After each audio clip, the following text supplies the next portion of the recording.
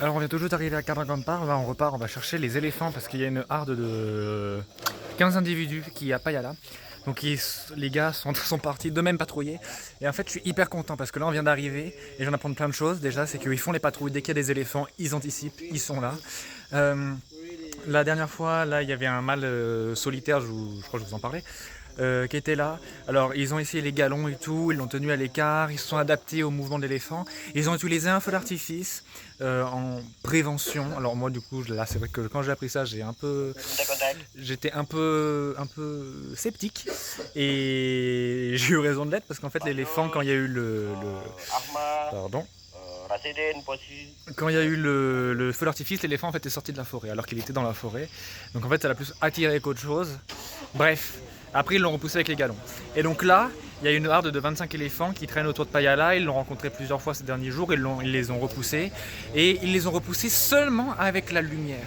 Juste avec leur lampe, en faisant clignoter la lumière et tout. Et ça, mais ça c'est une vraie victoire. Parce qu'en fait, avant ils utilisaient les feux d'artifice, avant ils n'étaient même pas là en train d'anticiper. Bref, tout ça c'est nouveau, ils utilisent juste la lumière et les éléphants partent. Bref, c'est génial. Je suis très content, là on va y retourner.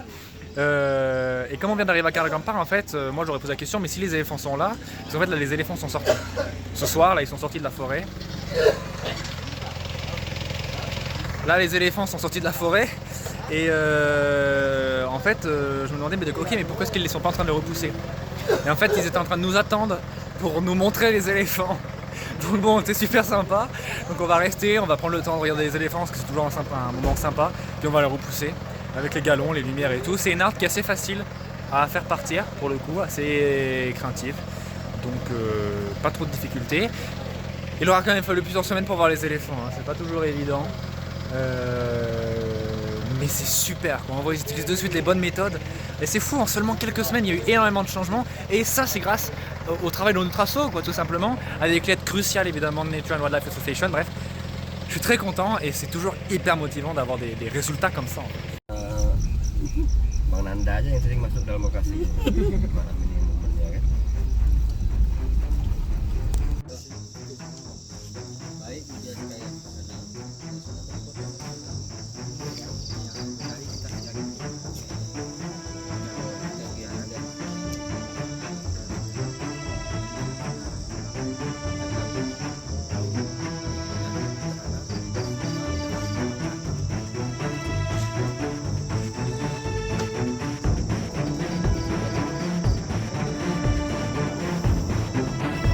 Bon, alors, là, des éléphants qui sont juste derrière moi. Enfin, en face de moi, là, en l'occurrence. Il y en a au moins un, on l'a entendu bouger, faire craquer les branches des arbres, juste à côté de nous. Donc, là, on vient d'arriver. Les gars étaient tous en train de surveiller au même endroit. Ils commençaient à rentrer dans le bush, là, dans la prairie, la savane asiatique. Ce qu'il faut pas faire, c'est hyper dangereux. Donc j'aurais dit, vous n'y allez pas, c'est beaucoup trop dangereux. Et donc là, on est dans l'anticipation. Donc on vient d'envoyer une équipe se positionner en face de l'éléphant. C'est-à-dire qu'on a entendu l'éléphant se déplacer dans une certaine direction. Et donc il y a une équipe qui est partie et qui s'est placée en face de l'éléphant. Alors quand je dis en face, c'est pas à 2 mètres de lui, hein, c'est de trouver une route pour bloquer son avancée. Et nous on reste là pour surveiller un peu les mouvements. Et on se coordonne avec les walkie-talkies. Donc pour le moment on a éteint les lumières, il fait pas de bruit, on écoute. Parce que là quand on est arrivé, tout le monde avait les lumières allumées, donc l'éléphant en fait il est pas bête, il a bien vu qu'on était ici. Et il sait bien qu'on n'est pas très patient en tant qu'humain. Les humains n'ont pas beaucoup de patience, donc il a juste arrêté de bouger, plus faire de bruit. Et en attendant qu'on parte quoi. Donc du coup on a éteint les lumières, on a attiré du bruit. Et maintenant, on va jouer à celui qui est le plus patient. Et le but, c'est que ce soit lui qui perde.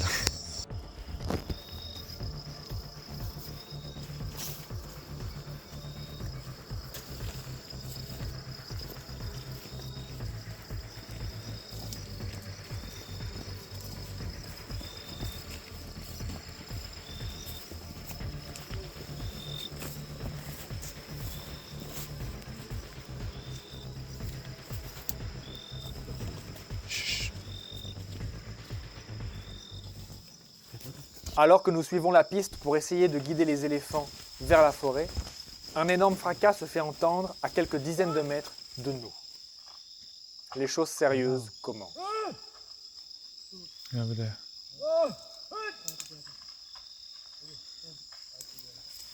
Les gardes, formés par Harapan, ont rangé leur feu d'artifice. Pas d'agressivité.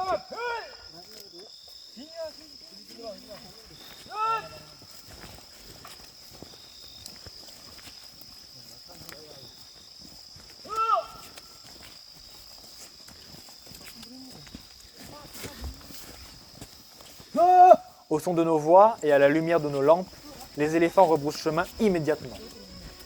La situation est dangereuse. On ne voit pas où ils sont, ni où ils vont.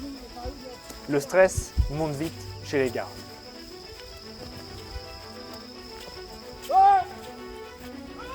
L'enjeu pour moi est de maintenir tout le monde, humain comme éléphant, le plus calme possible.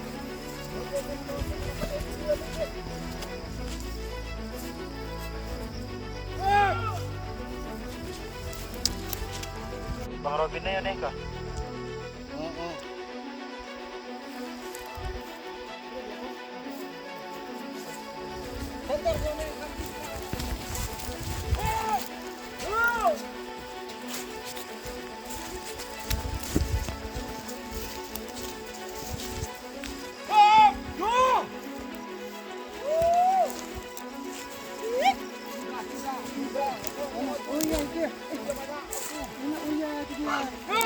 Hey. Alors que les éléphants montrent des signes de stress, je dis aux gardes de se calmer.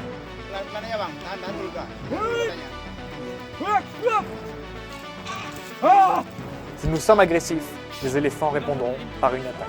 Shh, quiet. Diam dulu bang, Rasidin. Kita pakai cahaya aja dulu. He's leaving. He's leaving.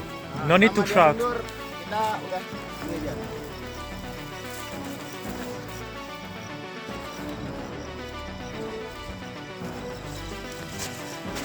Belajarnya jangan sampai lari.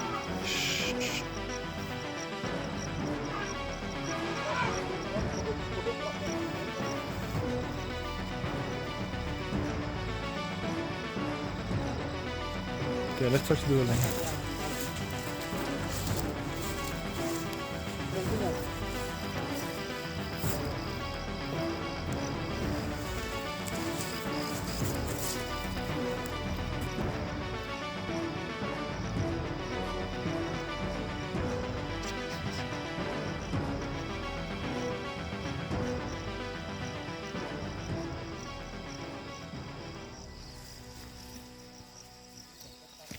En seulement quelques dizaines de minutes, les éléphants sont partis sans mal et surtout sans agressivité. Ina bang Ahma? Kaja Hisin kami friend pe Kaja Hisin.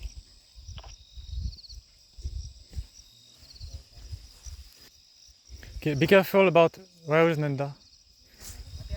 They have to be careful because some elephants can be there too.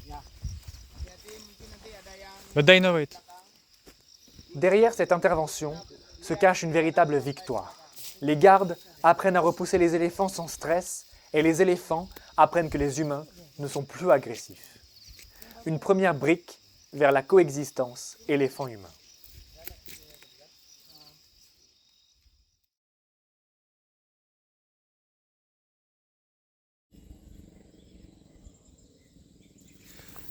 Alors là maintenant ce matin donc on est en train de checker le trail, les mouvements, les empreintes, les crottes laissées par les éléphants hier pour voir un peu où ils vont et où ils sont allés, où est-ce qu'ils sont partis.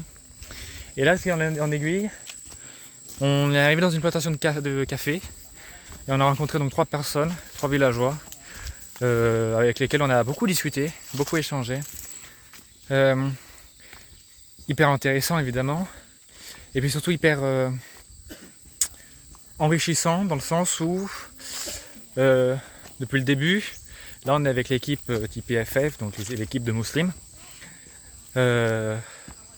qui font les patrouilles, mais en fait on n'a pas encore eu trop l'occasion d'aller vraiment avec les villageois et ici c'est très bien parce que on a appris beaucoup de choses. déjà qu'il y a des tensions des fois entre les gens parce que, vous savez, les méthodes qui étaient utilisées avant, au moment où il n'y avait pas de patrouille, il n'y avait pas d'anticipation, où les outils n'étaient pas les bons, évidemment c'était pas efficace. Donc il y avait des tensions entre l'équipe de musulmans, les villageois, il y a toujours ces tensions-là. Et le problème c'est qu'en ce moment il y a quelques interférences avec de grosses ONG, avec aussi des projets d'écotourisme. Et donc il y a des personnes qui essaient de garder les éléphants ici. Donc là on est loin de l'exit point, hein. On est déjà dans les plantations. Et donc voilà, il y a certaines personnes qui essaient de garder les éléphants ici pour les montrer aux gens, aux touristes, aux étrangers. Enfin aux étrangers au village. Et à côté, il y a des villageois comme ceux qu'on a rencontrés qui ne comprennent pas pourquoi est-ce qu'ils veulent garder les éléphants ici. Parce qu'eux, ils subissent directement les dommages sur les maisons, sur les récoltes. Ils vivent dans le stress. Et donc il y a des tensions qui éclatent comme ça. Donc, c'est pas forcément évident à gérer, mais ce qu'on va essayer de faire, nous, c'est évidemment de bosser le plus possible directement avec ces personnes-là, avec les agriculteurs. Parce qu'effectivement, moi je suis de ceux qui considèrent que les éléphants, ils doivent rester dans l'habitat des éléphants, les humains doivent rester dans l'habitat des humains. Donc, là on a beaucoup discuté. Je leur ai bien fait comprendre que moi je ne suis pas du tout de ceux qui vont essayer de garder les éléphants ici. Au contraire, je suis avec eux. Je ne suis pas là pour donner des salaires ou de l'argent, mais pour faire de l'action concrète de terrain. Et donc on a le même point de vue ensemble. Donc là cette semaine on va leur donner les alarmes, les galons, on leur a déjà donné l'application. Et j'espère revenir le plus tôt possible en fait ici, pour bosser vraiment plus avec eux, faire un training avec eux, leur donner de l'équipement, pour qu'en fait ce soit pas juste une équipe qui travaille ici, mais que ce soit tous les villageois qui ensemble se coordonnent pour maintenir les éléphants efficacement à l'écart des villages. On a aussi parlé de la gestion de l'habitat, et vous avez vu il y a énormément de déforestation, donc il ne faut pas s'étonner qu'il y ait des conflits à côté. Très peu d'espace pour faire des prairies, des grasslands. Donc on va checker ça aussi ensemble, voir comment est-ce qu'on peut manager l'habitat des éléphants de sorte à ce qu'ils aient suffisamment de ressources dans leur zone et qu'ils aient plus besoin de venir dans la zone des humains. Donc voilà, c'est beaucoup de travail et en fait ça peut prendre du temps parce qu'on travaille avec l'humain et forcément c'est pas comme ça qu'on va avoir des changements du jour au lendemain. Il y a plein de contraintes évidemment, mais qui sont faciles à manager, faciles à gérer. Donc je suis très confiant pour la suite. Et puis même d'ailleurs pour ce qui est en train de se passer aujourd'hui. Donc bref, c'est bien parce que chaque jour on avance, on évolue. On trouve de nouveaux moyens pour protéger les éléphants et protéger les humains. Hein, ce combat là, c'est pas juste pour les pachydermes et pour la biodiversité, c'est aussi pour les gens, et ça c'est important de le dire.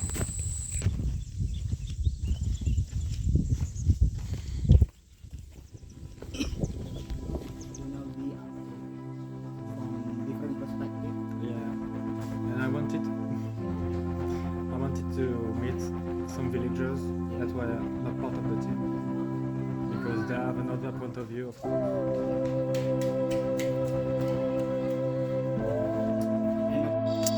Alors de retour en patrouille.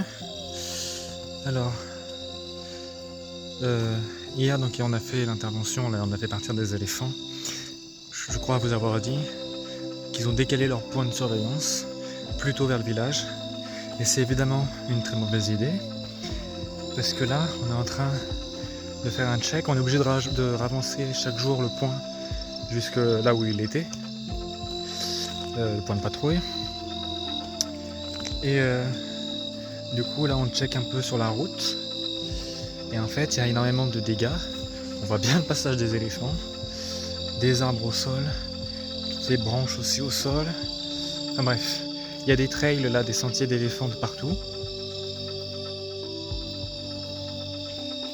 Donc c'est évidemment une mauvaise idée.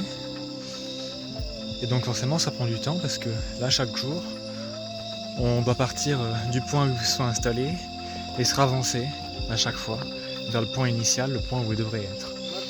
Donc, pourquoi est-ce qu'ils ont bougé le point? Parce qu'en fait, ils sont arrivés en retard. Donc, ils sont en train de voir aussi de même. C'est frais ça. Enfin bon, après, c'est normal, hein, l'équipe est aussi en train d'apprendre. Tout ça, c'est nouveau pour eux. Ils voient ce qu'il faut faire, ils voient ce qu'il ne faut pas faire. Et c'est comme ça, avec l'expérience, qu'on se construit une équipe forte. Elle est déjà bien forte, mais hyper efficace pour repousser les éléphants.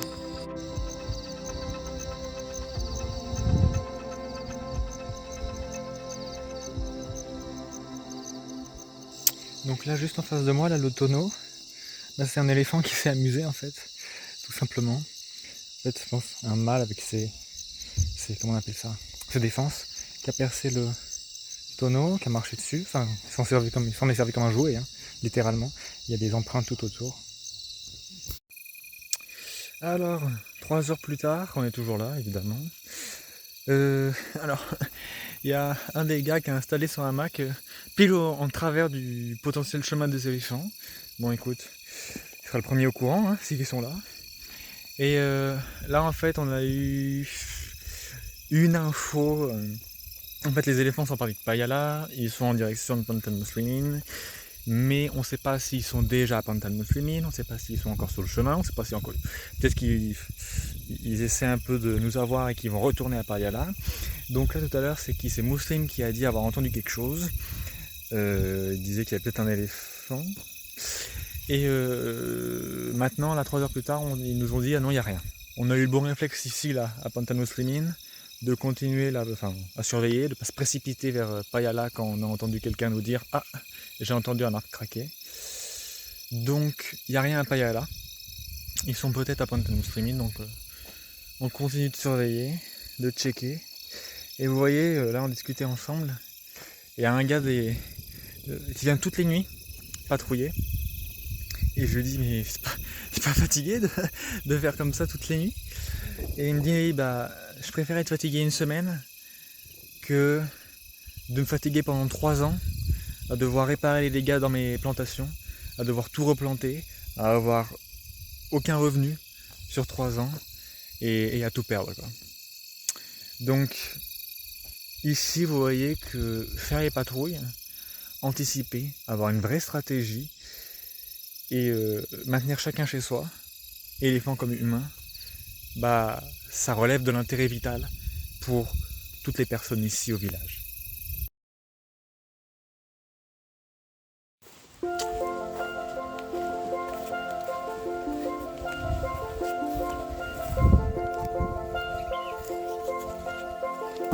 Et donc une nouvelle alarme aujourd'hui, directement avec les villageois. Alors les éléphants, ici ont l'habitude d'arriver par là-bas et de passer et de sortir par là-bas. Bref. Donc la question s'est posée, est-ce qu'on va bloquer vraiment le passage, sachant que quand ils passent, ils sortent par là-bas. Sachant que quand ils arrivent, il y a une route ici en fait, ils font tout le tour, et ils arrivent là. Et on a dit oui qu'on va bloquer, parce qu'en fait, ils ont constaté que quand eux venaient essayer de le repousser, les éléphants ici, bah faisaient juste demi-tour et reprenaient la route pour retourner en forêt. Donc c'est pas un souci, c'est très bien. En plus ici il y a une maison, oui là, et il y a des dégâts récurrents à cause des éléphants. Donc là ici ça va être hyper utile pour le fermier ici. Et quand il passe la nuit au milieu de sa plantation, dans sa maison là, et qu'il y a des éléphants qui arrivent, il est au courant de rien, il est surpris, et évidemment ça peut être hyper dangereux.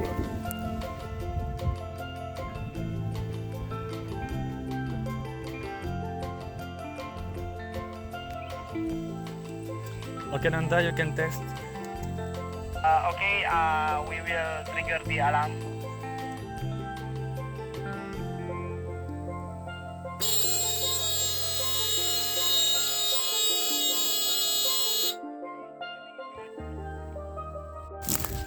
C'est beau quand les choses marchent bien quand même. En plus, le gars là ici, le fermier, il est hyper content, hyper motivé.